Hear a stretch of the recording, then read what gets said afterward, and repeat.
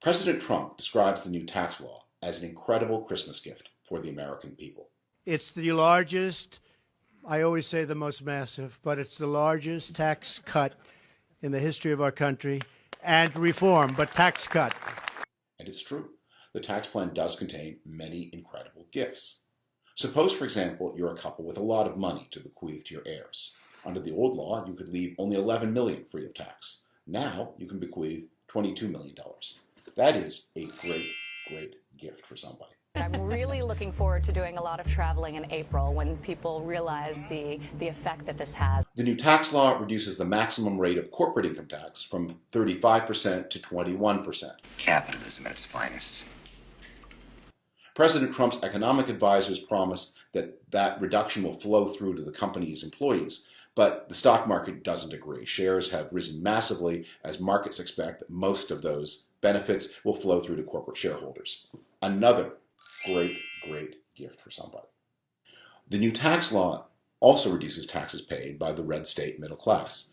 If you live in a comparatively low tax state, in a place where mortgages tend to be on the low side, if you earn the right amount of money and have the right amount of kids, you will see an income tax reduction. That too is a gift, although a rather less shiny, sparkly, and generous one than other people are getting. Like Santa himself, however, President Trump does not bestow gifts on everybody. Suppose, for example, your house burns down in the year 2018. In the past, Americans were able to deduct the uninsured portion of a catastrophic individual loss from their taxes.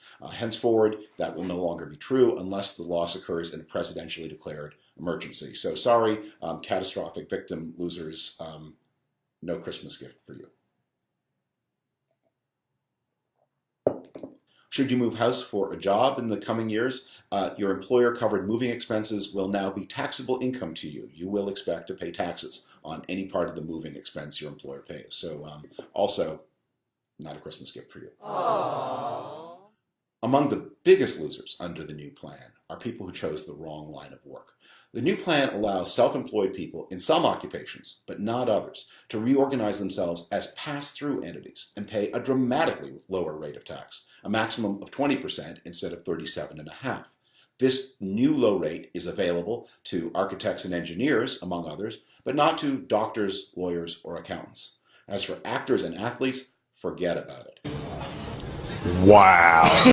Not only can they not take advantage of the new pass-through rate, but they lose the ability to deduct the commissions they paid to their agents and managers. Sorry, NFL, you should have thought about that and been more patriotic.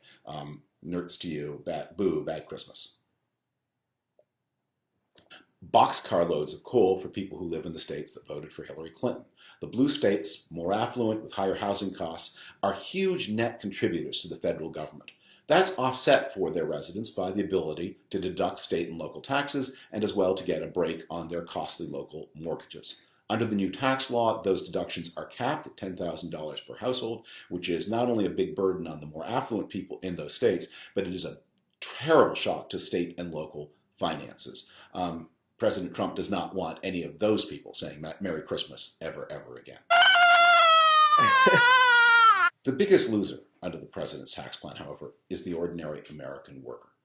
President Trump is counting on the confusing construction of the American tax system and the even more confusing construction of the American fiscal system overall to blind workers to that fact. Yet if they do not understand it, they will feel it.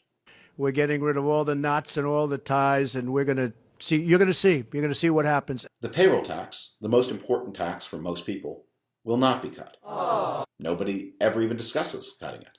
Instead, its rate rises and rises and rises, and it provides more and more and more of the revenues of government.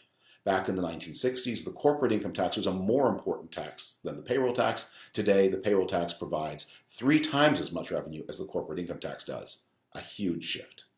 Theoretically, the payroll tax rate was set so high in order to cover the costs of Social Security and Medicare. In practice, the payroll tax over the past 3 decades has raised much more money than those 2 programs needed, and instead has ended up funding much of the rest of the federal government. In exchange, the Social Security system got a giant IOU from the government, promising that when the day came that Social Security and Medicare needed more, don't worry, those costs would be met in full. Now the IOU is coming due. Social Security and Medicare are requiring more funds than are provided by the payroll tax and will begin to have to cash their claims on the rest of the tax system. But George, I got my money here. Did he guarantee this place? Well, no, Charlie, I didn't even ask him. And guess what the next order of business is for Congress? That's right, cutting back those programs so as not to have to pay those claims. Happy holidays to you, American worker. You're a mean one, Mr. Grinch.